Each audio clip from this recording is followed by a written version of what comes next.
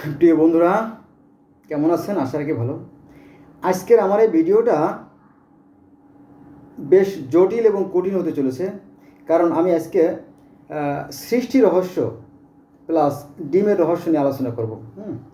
আমি আপনাদের সামনে প্রমাণ করে দেব যে এই ডিমের 14টা স্তর রয়েছে। যারা মূর্খ, যারা নির্বোধ, তারা হয়তো অবাক হয়ে যাবেন যে বলে কি, বেটা তো মাথা খারাপ, তাই না? এটা স্বাভাবিক হতে পারে, কারণ মূর্খের কাছে সেমনই মনে হয়। অনেক আছে, আমার বন্ধুরা আছে, অনেক মূর্খ আছে যারা আজে বাজে কথা বলে। তাদের কথা ভিন্ন, ওটা বলবেই। হ্যাঁ, তো আমি আপনাদেরকে এই যে ডিম এই ফ্রিজ থেকে বের করেছি, দেখেন ভিজে গেছে, তাই না? এই যে এখনো বাষ্প বেরোচ্ছে।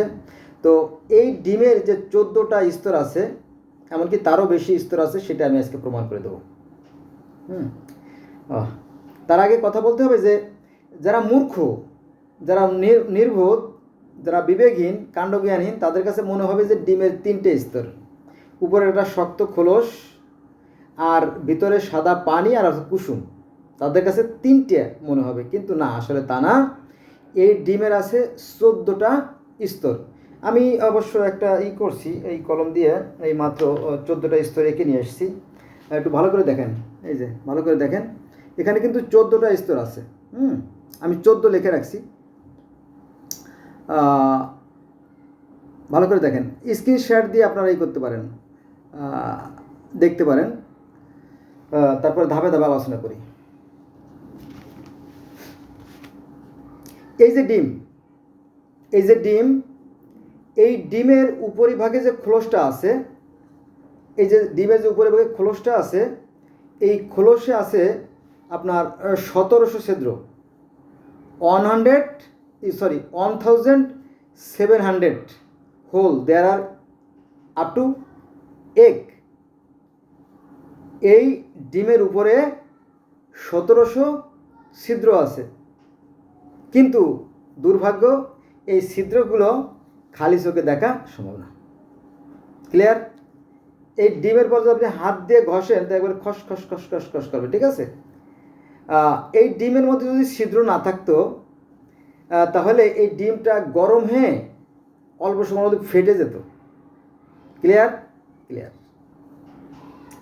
আচ্ছা, দ্বিতীয় স্তর হচ্ছে যে এই ডিম ভাঙলে, ডিম যখন আমরা ভাজার জন্য ভাঙি, দেখবেন যে ডিমের ভিতরে একটা পাতলা পলিথিনের মতো লেয়ার আছে না? একটা লেয়ার আছে, সেটাই আর কি। দেখেন, এটা হচ্ছে 1 নম্বর, দেখা যাচ্ছে কি না? এই যে উপরে 1 নম্বরে একদম ডিমের উপরিভাগে একটা পাতলা একটা খোসা আছে, ঠিক আছে? দ্বিতীয়ত, ডিমের খোসার ঠিক পিছনে আরেকটা পাতলা লেয়ার আছে, যেটা দেখা যাচ্ছে এখানে, পাতলা লেয়ার, একদম পলিথিনের মতো, তাই না? কিন্তু পাতলা লেয়ার থাকলেও এই যে এইখানটা কিন্তু লেয়ার 2টা। একটা সাইড, এটা বলে বাউ প্রকোষ্ঠ বলে। এটাকে বলা হয় কি জানেন? বাউ প্রকোষ্ঠ। তো এই বাউ প্রকোষ্ঠে আবার ইন্টারেস্টিং ব্যাপার, এখানে 2টে লেয়ার আছে। একটা আপনার ওই খোসার সাথে একটা, আর এখানে একটু বাউ প্রকোষ্ঠ থাকে।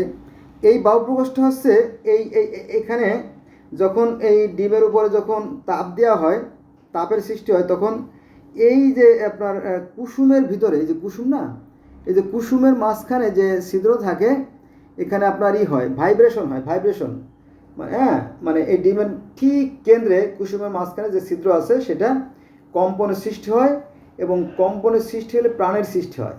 এবং আস্তে আস্তে আস্তে আস্তে ভিতরে যখন বাচ্চা তৈরি হলে পরে আপনার দেখবেন যে এই ভিতরে বাতাসের ঘনত্ব কমে যায়, তা হালকা হয়ে যায়।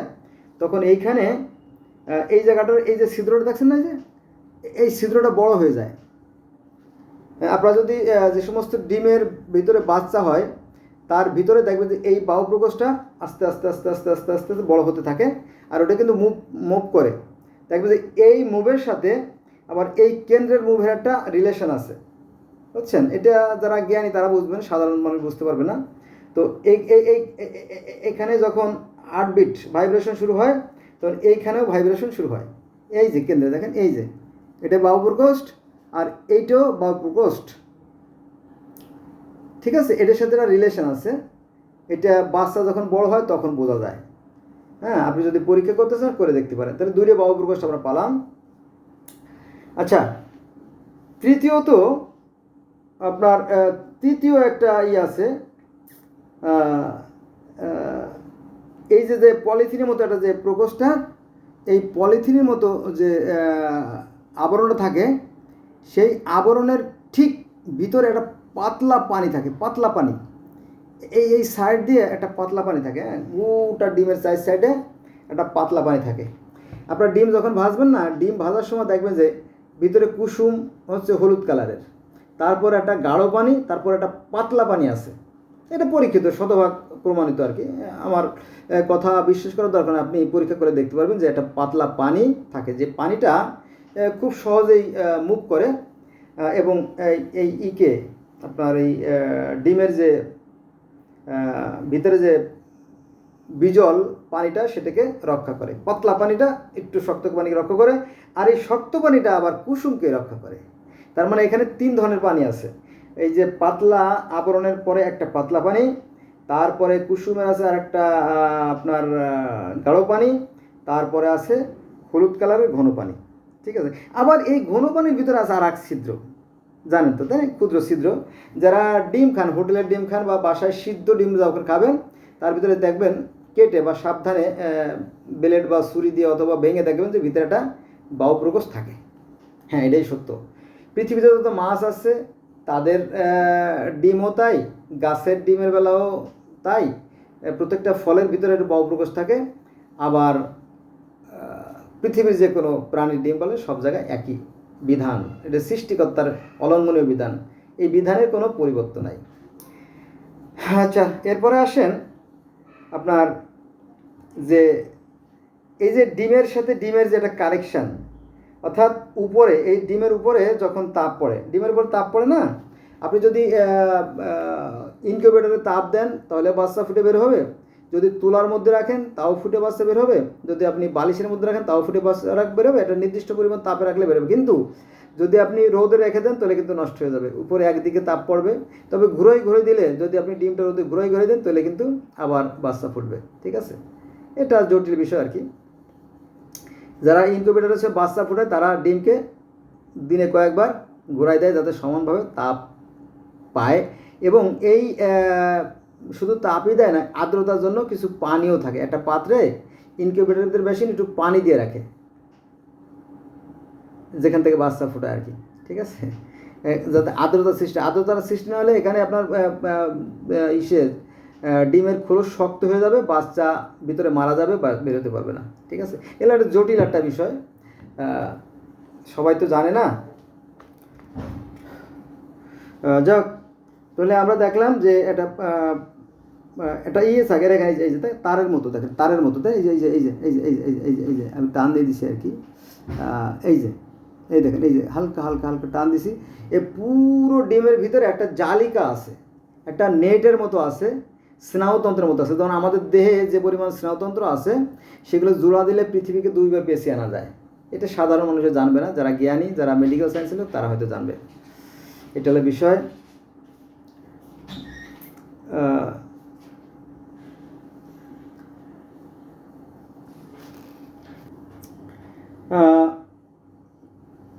তাহলে আমরা 6 নম্বরে যদি দেখি তাহলে একটা জালিকা আছে, গোটা ডিমের মধ্যে একটা জালিকা আছে, যেটা আসলে খালি চোখে দেখা সম্ভব না। এটার জন্য আপনার ইলেকট্রিক মাইক্রোস্কোপ বা কম্পিউটার মাইক্রোস্কোপ দরকার। এটা অতি সূক্ষ্ম জিনিস, যারা জ্ঞানী তারাই শুধু বুঝতে পারবে। তারপরে আসেন 7 নম্বরে, এই যে দেখেন, হ্যাঁ, পাখির মুখের মতো, তাই না? এই যে পাখির মুখের মতো অথবা মানুষের মাথার মতো বা যে ডিম ওরকম তো একটা আকৃতি, এরকম একটা আকৃতি ভিতরে থাকে। এটা আপনি সহজে বুঝতে পারবেন না। যদি ডিমটা আপনি স্টিলের প্লেটে অথবা সাদা সিরামিকের প্লেটে ভাঙার পরে দেখবেন যে একটা সাদা স্বচ্ছ কাতের মতো সব পানির তৈরি, কিন্তু ওই প্রাণীর মাথার অংশ আর একটা জায়গা আছে লেজের অংশ, দেখেন, এই যে লেজের অংশ, এটা কিন্তু দেখা যায়, অর্থাৎ নেটের মতো দেখা যাবে যদি আপনি ডিম ভাঙেন, তাই না? এটা আর কি। তারপরে আছে আপনার কুসুম। জানেন তো, তাই না? কুসুম, একটা হলুদ কুসুম থাকে বা গোলাপি কালারের কুসুম থাকে প্রত্যেকটা ডিমের ভিতরে, ছোট বড় ডিম অনুযায়ী। আর সেই কুসুমটাকে, এ তো কুসুম, এই কুসুমটাকে এই সাদা অংশের সাথে আলাদা আর এই যে হলুদ অংশের সাথে আলাদা আর একটা পাতলা আবরণ সেটাকে রক্ষা করে, সেই আবরণটা রক্ষা করে, এই যে রক্ষা করে। তারপরে 10 নম্বরে এটি কিন্তু আর একটা স্তর, যে স্তরে আপনার হলুদ কুসুমে ভরা থাকে, দানা দানা দানা দানা বালি বালি, তাই না? আপনারা জানেন এই যে এটা কিন্তু একটা স্তর, এটা কিন্তু একটা স্তর, তাই না? এটা হচ্ছে আপনার 10 নম্বর স্তর। তারপরে 11 নম্বরে এই যে ভিতরে একদম কেন্দ্রে যেটা বাহু প্রকোষ্ঠ থাকে, বাহু প্রকোষ্ঠটা তো নিশ্চয়ই একটা আবরণ দ্বারা ঘেরা, তাই না? এখানে এত সূক্ষ্ম একটা আবরণ দিয়ে ঘেরা, অথচ শক্ত, যেটা বোঝা একটু জ্ঞানের ব্যাপার, চোখ দিয়ে দেখা সম্ভব না। তারপরে 12 নম্বরে মূল কেন্দ্রে থাকে বাহু। ওই যে প্রথম দিকে বললাম না, বাহু দূরে প্রকাশ থাকে ডিমের ভিতরে। এই যে সাইডটা মোটা, এই সাইডটা কিন্তু চিকন ডিমের, দেখছেন? এই সাইডটা চিকন আর এই সাইডটাও মোটা। ওই মোটা সাইডে বাহুর একটা প্রকাশ থাকে। এই যে আমার হাতেও ডিম, এই সাইডটা মোটা আর এই ডান সাইডটা চিকন, দেখছেন না? তো এই মোটা সাইডে একটা বাহু প্রকোষ্ঠ আছে, বাংলায় আপনি বুঝতে পারবেন। এটা গড গিফটেড, অর্থাৎ সৃষ্টিকর্তা কর্তৃক, এটা গোটা পৃথিবীর বেলা একই। তারপরে আপনার 13 নম্বরে তো ওই যে লেজের একটা সাইড আছে, দেখবেন ভিতরে সুতার মতো আঁকি বুকি নেটের মতো দেখা যাবে, একটা সাইড, দুটো সাইড থাকে। আর মানুষ থাকলে মানুষের হাত পাও দেখা যাবে আর কি, সমস্যা নেই। প্রথমে পানি থেকে প্রথমে আপনার হয় রক্ত থেকে মাংসপিণ্ড, মাংস থেকে তারপর হার্ট আর ইত্যাদি, তাই না? আমরা জানি আর কি। তো ঠিক আছে। আর 14 নম্বরে ওই যে আপনার জালিকা, যেটা বলছিলাম, এই যে এই পর্যন্ত আমি এনে শেষ করছি 14 নম্বরে, যে এই যে এই পানিটার তো কয়েকটা স্তর দেখলেন, তাই না? যে একটা আছে বাহু প্রকোষ্ঠ, কই গেল, একটা আছে বাহু প্রকোষ্ঠ, তারপরে পাতলা পানি, তারপরে গাঢ় হলুদ বা গোলাপি কালারের যে কুসুমটা। তো এই যে স্তরগুলোকে আপনার আলাদা আলাদাভাবে ধরে রাখার জন্য গোটা ইসে আর একটা নেট আছে, জালিকা বলে, জালিকা, সেই নেটটা গোটা ডিমের ভিতরে আছে। এটা যদি আপনি ভাঙেন, এই যে কাঁচা ডিমটা যদি আপনি ভাঙার পরে দেখবেন যে এটা আর কি এলোমেলো যাচ্ছে না, ওটাকে একটা ধরে রাখছে, কি না কি জানি ধরে রাখছে, তাই না? অদৃশ্য, এটা মনে হবে যে একটা আইসক্রিমের মতো ধরে রাখছে, তাই না? এইটা জালিকা আছে আর কি। মোট 14টা স্তর আলোচনা করা হলো আর কি, এরকম আর কি। তো আপাতত দৃষ্টিতে মনে হবে 3টে স্তর, উপরে শক্ত খোলস, আর আছে সাদা অংশ, আর আছে কুসুম, এটা 3টে মনে করবে সাধারণ মানুষ, কিন্তু আসলে তা না। বিষয়টা এরকমই যে ওই অন্ধের হাতি দেখার মতো। মনে করেন যে অন্ধরা হাতি দেখলো, কারো কাছে মনে হলো লেজটা সাপের মতো, আবার যে পা দেখলো তার কাছে গাছের মতো, যে কান দেখলো তার কাছে কোলার মতো, যে পেট দেখলো তার কাছে ডোলের মতো, যে পা দেখলো তার গাছের মতো, যে দাঁত দেখলো তার কাছে তলোয়ারের মতো, এভাবে না? তো আসলে পরিপূর্ণ যে হাতিটা, সেটা দেখার জন্য একটা চক্ষু দরকার, এরকমটা আর কি। তো ডিমের 14টা অংশ আছে, এটা সাধারণ মানুষ বুঝতে পারে না। আর এখানেই মানুষের পার্থক্য, মূর্খ আর জ্ঞানীদের মধ্যে পার্থক্য এখানে, আর কোথাও না। আকাশ আর পৃথিবীর মধ্যে যত পার্থক্য আছে না, তার সাথে বেশি পার্থক্য এই মূর্খ আর জ্ঞানীদের মধ্যে পার্থক্য। এই জন্য এই দ্বন্দ্ব, এই মূর্খ আর জ্ঞানীর দ্বন্দ্ব, এটা আজীবন থাকবে, গততেও ছিল, ভবিষ্যতেও আসবে। ক্লিয়ার? এটা আর কিছু না। এই পৃথিবী দেখছেন না, পৃথিবীর বেলাও একই নিয়ম। এই যে ডিম, এই ডিমে কিন্তু কেউ হাত দেয় না, শুধুমাত্র সুমন্ত্র আল্লাহ পাক তার কুদরতি বলে এখান থেকে বাচ্চা ফুটে বের করেন। গোটা পৃথিবীতে লক্ষ কোটি কোটি প্রাণী সৃষ্টি করেন। পৃথিবীতে সৃষ্টিকর্তা যে সূর্যের তাপ প্রয়োগ করেন, তাপের পরে পুরোটা পৃথিবী যত গাছ আছে তাদের সালোক সংশ্লেষণ প্রক্রিয়া শুরু হয়, খাদ্য উৎপাদন প্রক্রিয়া শুরু হয়, আর ওই খাদ্য খেয়ে বেঁচে থাকে পৃথিবীর বিভিন্ন ধরনের মাছ, কীট পতঙ্গ, লতাপাতা, পশু পাখি, জীবজন্তু, মানুষ সবাই। এক অতিকায় মানে অসীম জ্ঞানের দরকার, ক্ষুদ্র জ্ঞানে হয়তো এটা উপলব্ধি নাও হাতে আসতে পারে, কিন্তু এটাই সত্য। আমরা হলাম মানুষ সসীম বা ক্ষুদ্র, আর তিনি হচ্ছে অসীম। এই অসীম জ্ঞান যারা সাধক পুরুষ, যেমন নবী মোহাম্মদ সাল্লাম দীর্ঘ 15 বছর হীরা গুহায় বসে ধ্যান করতেন, তাই না? সৃষ্টি সম্পর্কে ধ্যান করলে হয়তো আপনি তার কিছুটা অংশ হয়তো উপলব্ধি করতে পারবেন, তাই না? তিনি আছেন আমাদের ভিতরে, তিনি আছেন আমাদের বাইরে, তিনি আছেন। এটা কিন্তু কোরআনের কথা, কিন্তু মাইন্ড করবে না, তাই না? আল্লাহ থাকেন মানুষের কলবের ভিতরে, আল্লাহ থাকেন মানুষের চাইতেও নিকটে। যদি 2 ব্যক্তি উপস্থিত থাকে, মনে করো তৃতীয় জন হিসেবে উপস্থিত, 3 ব্যক্তি থাকলে চতুর্থ জন হিসেবে, আর চতুর্থ জন থাকলে পঞ্চম জন হিসেবে আল্লাহ উপস্থিত আছে। অর্থাৎ আল্লাহ হাজির নাজির আছে, আমার ভিতরে আছে, বাইরে আছে। তবে সবার ভিতরে আল্লাহ থাকেন না, কিন্তু তাকে জাগ্রত করতে হয়। যদি কারো ঘর অন্ধকার থাকে, তো সেখানে আল্লাহ পাক বসবাস করেন না, সেখানে তো শয়তানের বসবাস। যে কোনো কোনো ঘরে আছে শয়তান বসবাস করে, আর কোনো কোনো ঘরে আছে ঈশ্বর নিজেই বসবাস করে।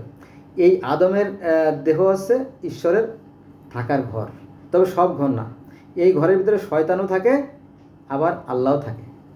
এখন আপনি কাকে জাগ্রত করবেন? যদি শয়তানে জাগ্রত করেন, তাহলে মনে করেন আপনিও শয়তানে হয়ে গেছেন, শয়তানে পরিপূর্ণ হয়ে গেছে আপনি। আর যদি আপনি সৎ কাজ করেন, ভালো কাজ করে, তাহলে আপনার ভিতরে আল্লাহ পাক বসবে বা অবস্থান করবে। এই গেল বিষয়, ঠিক আছে? এটা জটিল বিষয়, কে কতটা বুঝলাম জানি না।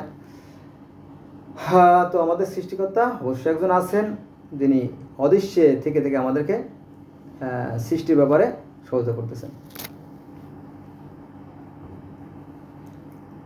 ধন্যবাদ সবাইকে।